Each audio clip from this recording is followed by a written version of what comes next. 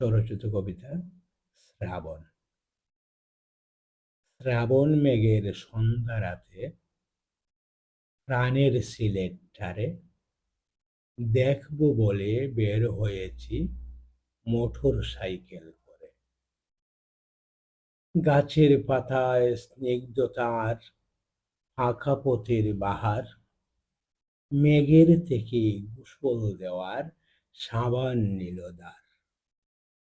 Shampoo দিয়ে চুলগুলো তার জাড়া দিয়ে রাখে, কাব্যকথার বর্ণগুলো আমার হৃদয়ে আঁকে। আলো আঁধার নিয়ন বাতি অন্তর থেকে জ্বলে, গাছের পাতার জরা ফোঁটা অনেক কথাই বলে।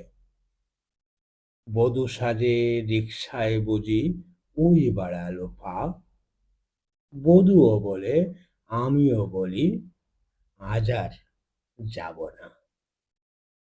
ধন্যবাদ।